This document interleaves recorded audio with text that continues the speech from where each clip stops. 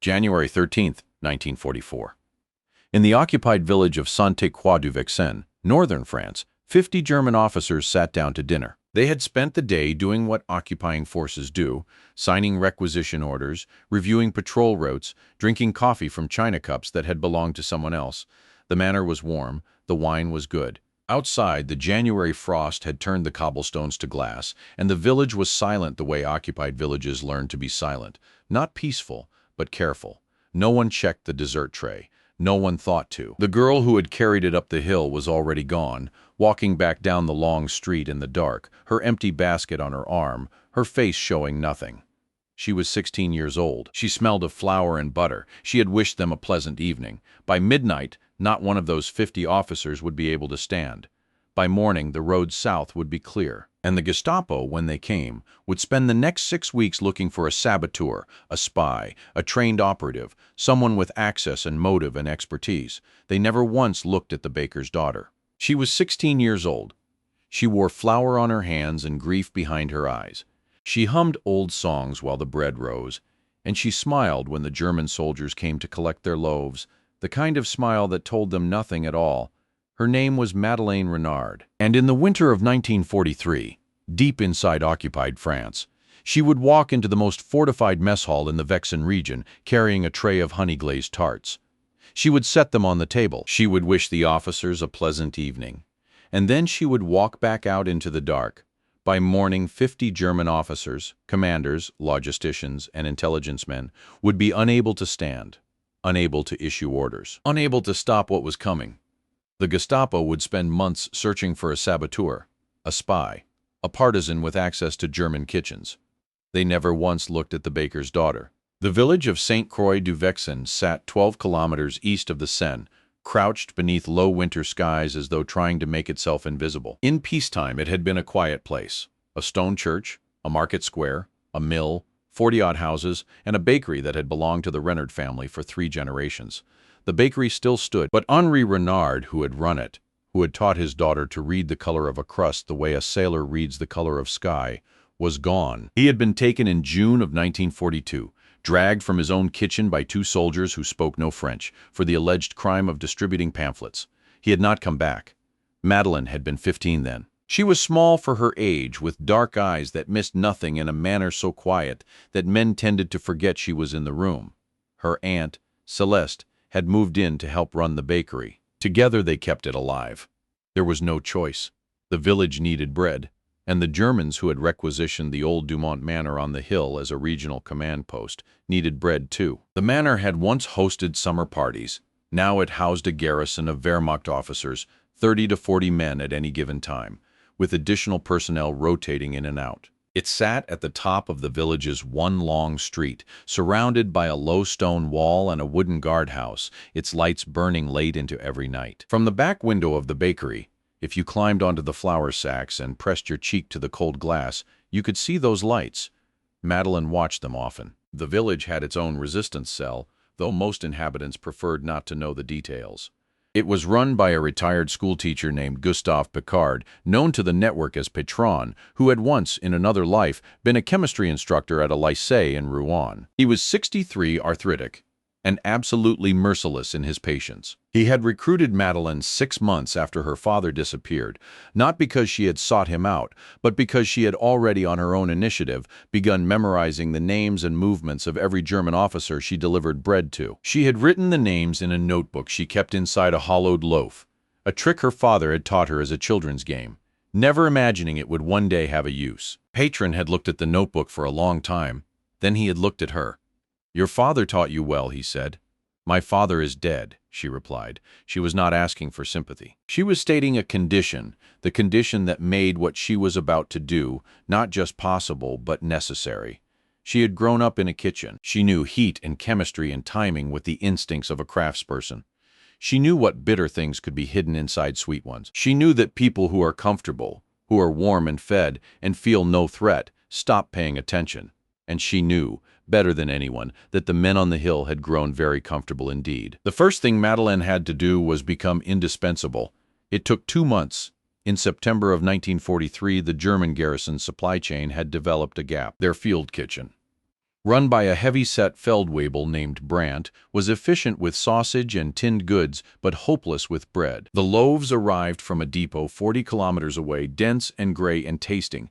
The officers complained loudly of sawdust. When Madeleine began delivering fresh sourdough twice weekly, real bread that smelled like bread, the Garrison's attitude toward the bakery changed almost immediately. By October, they were requesting pastries. Madeleine gave them what they wanted: apple tarts, butter biscuits, a brioche on one occasion that caused Hauptmann Weiss, the Garrison's intelligence officer, a meticulous man from Munich who kept his uniform pressed even in the dead of winter, to close his eyes for a full 3 seconds before speaking. "Where did you learn to bake like this?" he asked her. "My father," she said. Weiss looked at her. He knew about Henri Renard. The Garrison's files were thorough, but the girl looking back at him showed nothing. Only the mild, tired expression of a shopkeeper's daughter who had been on her feet since 4 in the morning. He nodded and took another slice of brioche. She had calculated this precisely. Not just the brioche, everything. The timing of her deliveries, which always coincided with the change of the guard when the kitchen staff were distracted. The way she carried her baskets, both hands visible always. The small offerings she made to the younger soldiers, a biscuit here, a roll there. She was building something invisible, trust. Not the trust of friendship, but the trust of routine. The trust that makes a guard wave someone through without checking. In November, Feldwebel Brandt proposed, gruffly, as though doing her a favor, that she begin supplying the mess hall directly 3 times a week. She would be paid in Wehrmacht meal vouchers, redeemable at the requisition office. It was an insult of a wage. She accepted it without hesitation. Now she had access. Her early work for Patron was careful and small. She counted uniforms drying on the manor's courtyard line and reported how many officers were in residence. She noted which vehicles were parked facing out, indicating a unit preparing to move, and which were backed against the wall, indicating a unit settling in. She memorized the weekly delivery schedule for the Garrison's petrol drums by watching which days the courtyard smelled of diesel. In November, her intelligence allowed Patron's cell to redirect a resistance courier away from a road that the Garrison was preparing to checkpoint. The courier reached his destination. A supply drop proceeded as planned. 20 kilometers of forest remained unknown to German patrols for another 6 weeks. None of this made the newspapers. None of it would ever appear in any record. But 23 men in a forest came home because a 16-year-old girl had counted laundry and memorized a fuel schedule. It was in December that Patron told her about Operation Lucerne. The Allies were planning a significant intelligence extraction, the movement of a French physicist, codenamed Renard Bleu, who carried detailed knowledge of German rocket supply routes through Normandy. He needed to travel from Rouen to the coast in a car, along a road that passed directly through the Garrison's zone of control. The extraction was scheduled for the night of the 14th of January, 1944. The Garrison would need to be distracted. Not just its patrols, but its command structure. Its officers needed to be unable to respond to anything for at least 24 hours. Patron spread a map on his kitchen table. "I need the Garrison neutralized," he said quietly. "Not destroyed. Neutralized." Madeleine studied the map for a long moment. Then she said, "The mess hall dinner on the 13th. It's their monthly gathering. Every officer in the Garrison attends. Weiss hosts it. They serve wine." Patron looked at her. "I can provide the dessert," she said.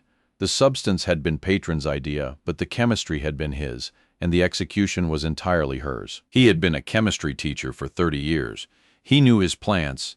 In the hedgerows beyond the village there grew, as it had grown for centuries, a tall, dark-leafed plant the locals called herbe des sorcières, witch's herb. Its proper name was veratrum album, white hellebore, related to a species that medieval physicians had used with great caution as a purgative. In concentrated form extracted through a slow process of steeping and reduction, it produced an alkaloid compound that caused within 2 to 4 hours of ingestion a cascade of symptoms: violent nausea, severe vertigo, muscle weakness, profuse sweating, and a profound drop in blood pressure that made its victims unable to stand, let alone function. It was not a poison in the lethal sense, not in the doses Patron prescribed. A man who consumed the quantity Madeleine would use would spend 24 to 48 hours incapacitated, thoroughly miserable, and entirely incapable of issuing orders or coordinating a military response. He would recover. He would simply wish for a time that he had not.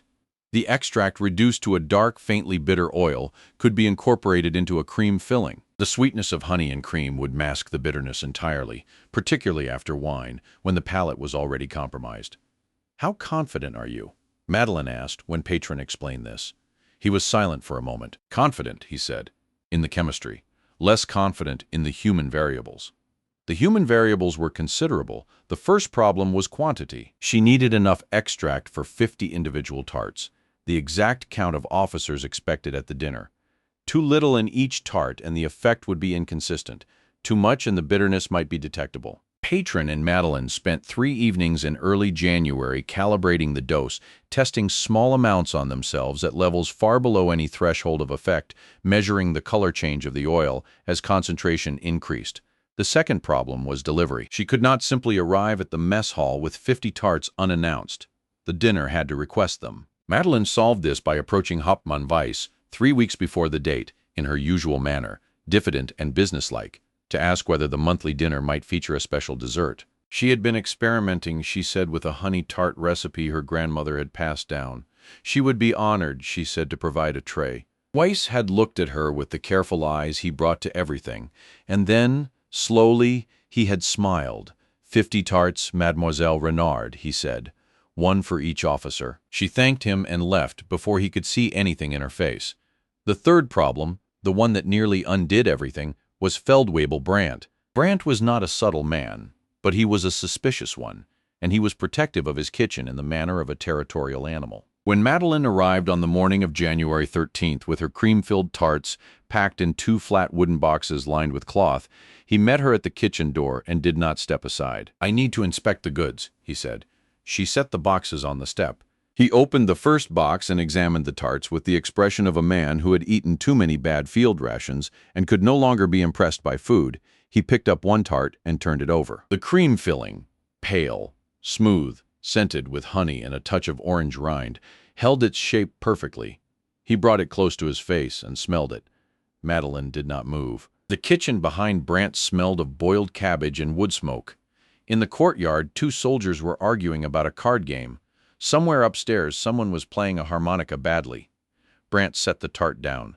He looked at her. She looked back. The mild, tired look, the flour-dusted apron, the girl who had been doing this for months without incident. "The Hauptmann asked specifically for these," he said. "Yes, Feldwebel, 3 weeks ago. He said to bring them this morning." A pause. Brandt's jaw moved as though he were chewing something. Then he stepped aside. "Leave them on the counter," he said. "I'll plate them before dinner." She had not anticipated this.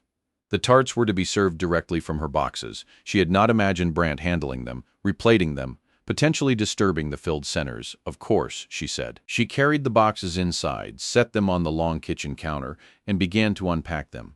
Brandt stood at the stove, back partially turned, stirring something. A kitchen orderly was washing pots in the corner, and then it happened. Brandt turned from the stove, crossed to the counter, and dipped a finger directly into the cream filling of one of the tarts. He tasted it. Madeline was arranging tarts on the counter. Her hands did not stop moving. Inside her chest, something went entirely still. Brandt chewed. He frowned, not in alarm. She read, but in concentration. He was evaluating the flavor with the professional seriousness of a man who fed soldiers for a living. "More sugar next time," he said, and went back to the stove. She had prepared 2 batches of tarts. The treated batch, the ones carrying Patron's extract in the cream, and an untreated batch, identical in appearance, which she had loaded into the second box as a precaution, in case someone in the kitchen demanded a taste. She had placed the treated box on the left and the untreated box on the right. She had unpacked the untreated box first, not because she had planned for this exact scenario. She had planned only for the possibility that someone might taste one before dinner. The order of unpacking had been in her own mind, an unconscious precaution, the kind of preparation that comes not from written plans, but from the body of a person who has learned.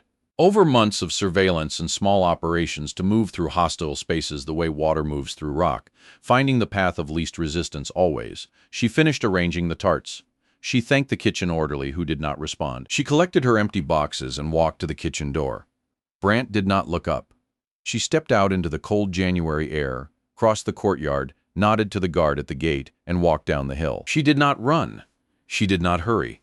She had learned early on that speed was the enemy of invisibility. She walked all the way back to the bakery, went inside, locked the door, sat down on the flour sacks by the back window, and pressed her knuckles to her mouth until the trembling stopped. Then she looked up at the lights on the hill and she waited. The dinner began at 7 in the evening. She knew this because she had attended enough deliveries to know the garrison's rhythms as well as her own heartbeat. The officers would gather in the manor's formal dining room, the one with the oak table and the chandelier that the Dumont family had hung there in 1887. They would drink Rhine wine and Calvados from the local farms. They would eat Brandt's cabbage soup and pork, and then the orderlies would bring out the tarts. She sat in the dark bakery and thought about her father. She thought about the notebook inside the hollow loaf, and the names she had written there, and the man in Munich who had built this garrison and filled it with men who had each in his own small way decided that occupation was simply a job. She thought about the forest where Patron's courier had survived because she had counted the laundry. She thought about Renard Bleu, whose name she did not know, driving through the dark toward the coast with documents strapped to his chest, and 23 families somewhere in Normandy who would sleep tonight because the road south of St. Croix was clear.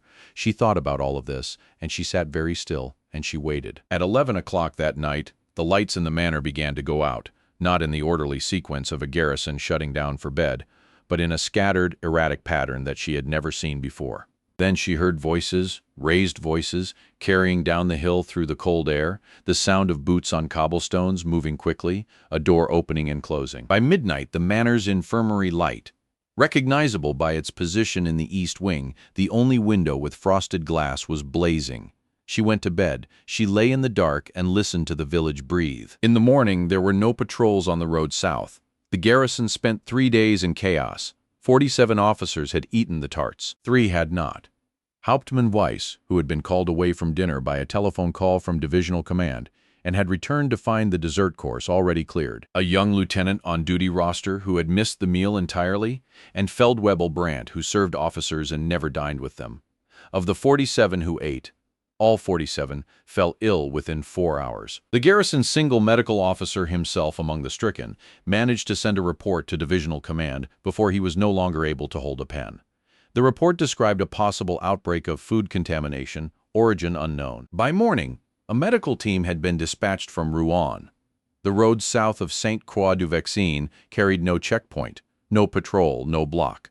It was 22 hours before the garrison could mount any organized activity. By then, Renard Bleu was already on a boat. The investigation was immediate and thorough. The medical team identified the symptoms as consistent with plant alkaloid ingestion, specifically compounds associated with the hellebore family. They examined the kitchen. They examined the food. They questioned Brandt, who was white with anger and humiliation, and who said, with absolute certainty, that the cream in the tarts had tasted of nothing unusual. A German food chemist arrived from Paris 5 days later and tested the remaining cream from a tart that had been saved, one of the untreated tarts from Madeleine's second box, which Brandt had held back for his own consumption and never eaten. The chemist found nothing. Suspicion fell, briefly, on the garrison's water supply, then on a local dairy, then on a Wehrmacht supply depot in Gisors that was accused of providing contaminated lard. The investigation consumed 6 weeks and implicated no one in St. Croix. Madeleine continued baking. She delivered bread twice weekly. She accepted her meal vouchers. She wished the soldiers a pleasant morning. She maintained, with no visible effort, the expression of a girl who was simply trying to survive the occupation. No more and no less. But something had changed in her. It was not pride exactly. Pride felt too clean for what she carried. What she felt was closer to weight. She had spent months learning to move without being seen, to act without leaving traces, to use the enemy's own comfort against him. She had done it, and it had worked, and people she would never meet were alive because of it. She knew this. She held it the way you hold something hot, carefully, at a distance, without letting it burn. In February, Patron told her that divisional command had transferred Hauptmann Weiss and a third of the garrison to a posting further east. The incident had apparently raised questions about the unit's operational security. The new garrison commander was younger, less settled. He would take time to develop the comfortable routines that made men careless. "Good," said Madeleine. "You should know," Patron said, "that there is a name for what you did in our network, in the SOE files. They call it a soft neutralization. He paused. "You are, I believe, the only person in the Vexin network who has conducted one successfully." She thought about this for a moment. "How is Renard Blue?" she asked. Patron looked at her steadily. "Safe," he said. She nodded and went back to work. The liberation came in the summer of 1944, in the great, tumbling, improbable days after the landings. Allied soldiers drove through St. Croix du Vexin on a Thursday afternoon in August, and the village came out of its houses and stood in the street and wept. Madeleine stood with them. She watched the jeeps go by loaded with young men from places she had never been and could barely imagine. Ohio, Ontario, Shropshire, Bordeaux, and she thought without words the kind of thought that lives below language. That this was what the hollow loaf had been for. After the war, she stayed in the village and ran the bakery. She was 17, then 18, then 20. She expanded the shop. She taught an apprentice. She got a dog. She kept baking bread. She never spoke publicly about the occupation. In the years when France was sorting through what had happened, tallying its heroes and its collaborators, Madeleine Renard did not come forward. She was not. She would have said if anyone had asked, looking for recognition, she had done what needed doing. She had done it because the alternative of watching and waiting and doing nothing while the lights on the hill burned and the patrols went out and the road south stayed blocked, was simply not something she was capable of.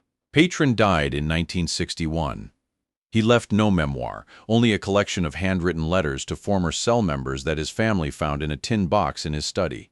In one of them, addressed only to M, he wrote, "You understood something that most soldiers never learn, that the most powerful weapon is the one the enemy does not know you are carrying." The letter was donated to a regional archive in Rouen in 1987. A researcher cataloging wartime resistance documents found it and spent 3 years tracing its recipient. She found Madeleine, then in her 60s, still in the village, still baking, and asked for an interview. Madeleine agreed, on the condition that the researcher not publish her name. She sat across a kitchen table that still smelled of flour and butter and talked for 4 hours about the cold winters, the hollow loaves, the notebook, the lights on the hill. When the researcher asked about the night of January 13th, Madeleine was quiet for a long moment. Outside the window, the village square was empty. The old Dumont Manor, long since converted into a community center, stood at the top of the hill in the pale afternoon light. "I was frightened," she said at last. "Every day I was frightened." Anyone who tells you they weren't is either lying or wasn't paying attention. "Then why did you keep going?" the researcher asked.